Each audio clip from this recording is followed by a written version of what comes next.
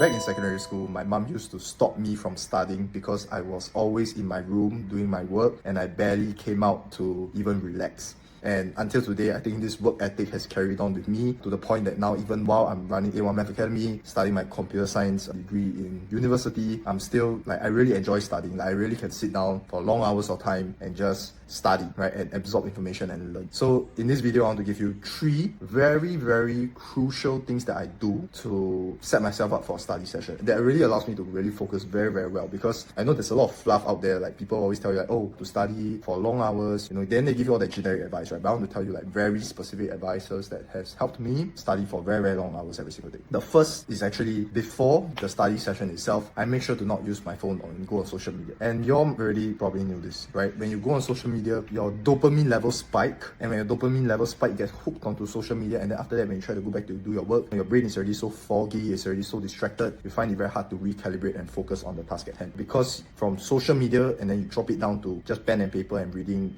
text on the screen, it's a very big change in the stimulus, right? And most likely, as a young student, your brain doesn't like that, right? So one thing that I prevent this fogginess is to not use social media at all before I do my work. So I make sure that I'm in a calm state, undistracted, then I do my work, right? So I start off strong rather than I start off weak. Now, the second thing that I do is that I put my phone in another room. So all I have really is my computer and my pen and paper. And even though everything now is digitalized, but honestly, when I'm studying, I don't really need my phone. All I need is my computer to search up information online or to access the courses that I have, right? Honestly, a lot of people say that you need your phone in case someone reaches out to you for an emergency. And while that's true, but let's be real, how often do people actually reach out to you, right? You don't even get texts from your friends that often anyways, right? So putting your phone aside for 1-2 hours really wouldn't do anything much on most days. So just put it in another room, because out of sight, out of mind is the golden principle here. And then the last thing is actually one of my core personal beliefs and habits, is that I never write notes on an iPad. I always write things on pen and paper for 2 main reasons. Number one, most of your exams are written in pen and paper anyways. And the second thing is that when you write it down on a pen and paper, I just find it so much easier to absorb the information, and at the same time, it's a lot more stimulating than just writing on the iPad, right? And chances are, with an iPad, all that LED glaring at you, eyes get tired a lot more easily. But with pen and paper, it's really just the old school method of learning, and I think that is a lot more engaging rather than just using an iPad that sometimes overheats and you always have to zoom in, zoom out, it kind of gets annoying, right? But with a pen and paper, it's literally all there, so you reduce the amount of friction that you have when you start. So I know that this is a relatively long video, but these are the 3 very niche tips that has helped me, and I'm still using today to study long hours every day. So if you need more advice when it comes to studying, just leave your comment here. If not, I hope that this video has helped.